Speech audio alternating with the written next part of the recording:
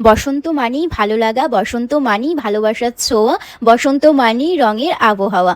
দিনটা ছিল 14ই মার্চ, খুবই স্পেশাল একটা দিন বাঙালিদের কাছে। দুর্গাপুজোর পর কোনো কিছু উৎসব হলে রঙের ছোঁয়া বলতেই আমাদের নাম আসে বসন্ত উৎসব। তাই সর্বপ্রথম সকলকে জানাই হ্যাপি হোলি। আজকের দিনে ঠিক বাড়িতে মন টেকে না, কারণ বাইরে মনে হয় যে একটু রং খেলি। তাই আমরা বেরিয়ে পড়েছিলাম এই নতুন পার্কে।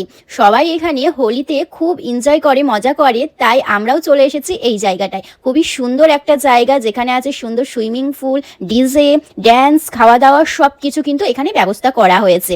তো আমরা এখানে টিকিট কেটেই এসেছি, আর টিকিট মাত্র 700 টাকা করে নিয়েছে একজনের। তো খুবই সুন্দর, এসে ভালো লাগছে, জায়গাটা এত সুন্দর আর সবাই এত সুন্দরভাবে উৎসবটা পালন করছে, মনে হবে না যে এটা রাজকোটে হচ্ছে। এত সুন্দর জায়গাটা, একদম মানুষে ভরপুর, মানে ভাবা যাবে না যে এখানেও এত মানুষ রং খেলে। আমরা তো ছোটবেলায় রং খেলতাম, এখন তো সবাই আবির নিয়ে খেলা করে। সেই সময়টা বেশ ভালো ছিল, বাচ্চা ছিলাম, আবার খেলাও করতাম। সেই রং নিয়ে খেলাটা একটা মজার ব্যাপার ছিল।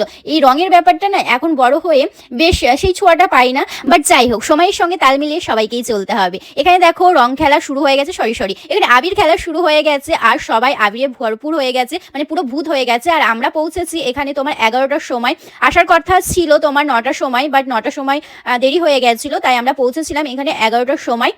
অলরেডি মানে ধূপ চালু হয়ে গেছে, দেখতেই পাচ্ছ এখানে কত রৌদ্র, আর এখানে সবাই ড্যান্স করছে। রৌদ্র যতই হোক, আজকে মানে হোলি খেলা, তো হোলির সময় কেউ মিস যাবে না। তো আমিও এখানে মিস নেই, ঠিক আছে। আমিও কিন্তু আবির নিয়ে বেশ খেলা করছি, কিন্তু আমার সঙ্গী থাকলে একটা বেশ ভালো হতো। যেমন হচ্ছে আমার ফ্রেন্ডস বর্ষা, ইনি থাকলে কিন্তু এখানে ড্যান্স শুরু হয়ে যেত। বাট আমি খুঁজছিলাম যে আমার একটা সঙ্গী থাকবে যেখানে আমি যার সঙ্গে ড্যান্স করতে পারবো।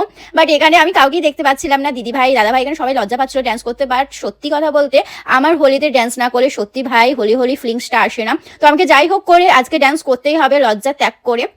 তো আমি আর দেরি না করে এখানে ড্যান্স করব ভেবেই নিয়েছি। তো এখানে বড়মশাই দাদা ভাই সবাই বললো যে আগে চলো খাওয়া দাওয়া করে নিই। তো আমি বললাম ঠিক আছে, খাওয়া দাওয়ার পর তারপর হোলি ভালো করে এনজয় করে খেলা করব। তো দেখো এখানে খাওয়া দাওয়ার সুন্দর করে ব্যবস্থা করা হয়েছে, আমরা চলেও এসেছি। প্লেট এখানে দেওয়া আছে, এখানে বাটি আছে, দেখো কি কি দিচ্ছে সেটাও তোমাদের বলি।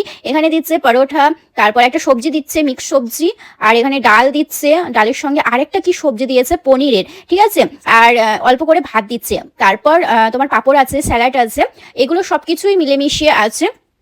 এবার অল্প অল্প করে দিচ্ছে, কি বলো তো, নষ্ট হয় তো, তুমি যদি আবার খেতে পারো আবার দেবে, এরকম একটা সিস্টেম করে দিয়েছে। এটা কিন্তু বেশ আমার ভালো লেগেছে, আর খাওয়া দাওয়া কিন্তু খুব ভালো হয়েছে, আমার তো খুব ভালো লেগেছে। মানে গুজরাটি তো আমার খেতে খুব ভালো লাগে না, খুব একটা বাইরে ভালো লাগে না, বাট এখানের খাবারটা কিন্তু বেশ ভালো হয়েছিল, আমার তো বেশ ভালো লেগেছে এই মিক্স সবজিগুলো। দেখো পাঁপড় ভাজাও দিয়েছে, পাঁপড় ভাজা তো আমার খুব পছন্দের। আর একটা কথা ভুলে গেছি, যেটা হচ্ছে